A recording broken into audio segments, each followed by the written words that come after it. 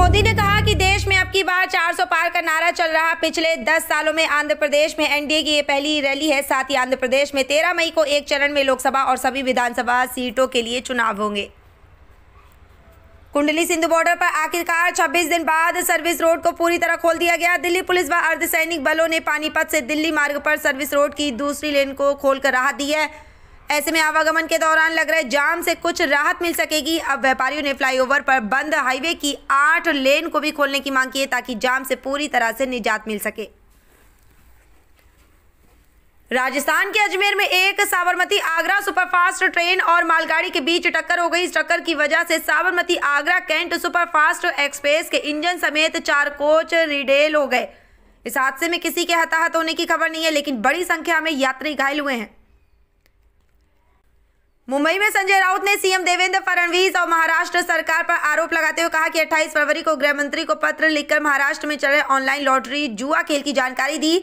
इस online lottery जुए के अड्डे में कई छोटे बच्चे बर्बाद होगा और कई परिवार इस जुए में बर्बाद हो गए। इस जुए को सरकार का समर्थन प्राप्त है, कार्रवाई की मांग की गई है। फडणवीस कैसे लेंगे एक्शन? इस जुआ कंपनी ने बीजेपी को 450 करोड़ का चंदा दिया है।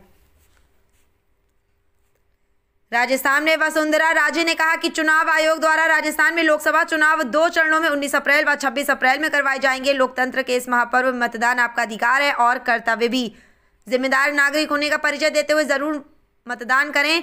याद रहे, देश की निरंतर प्रगति, उन्नति और विकास के लिए आपका यह योगदान महत्वपूर्ण है।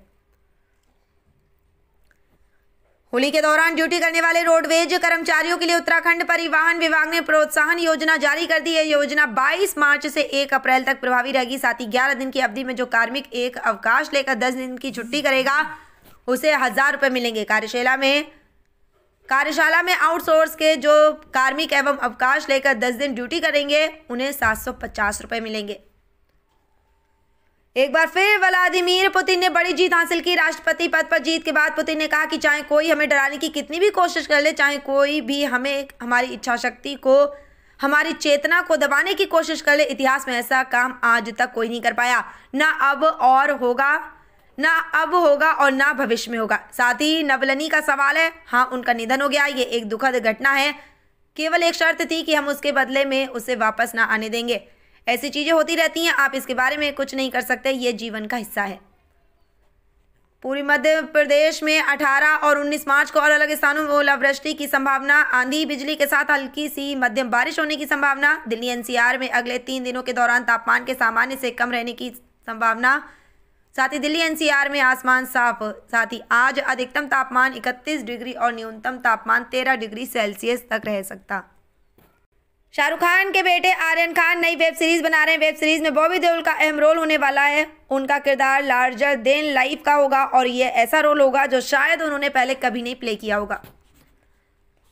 रॉयल चैलेंजर्स बेंगलोर ने महिला प्रीमियर लीग के फाइनल मुकाबले में दिल्ली कैपिटल्स को 8 विकेट से हराकर खिताब अपने नाम किया। दिल्ली ने टॉस जीतकर पहले बल्लेबाजी करते हुए 18.3 ओवर में 113 रन बनाए थे। आरसीबी ने 19.3 ओवर में 2 विकेट खोकर आसानी से लक्ष्य प्राप्त कर लिया।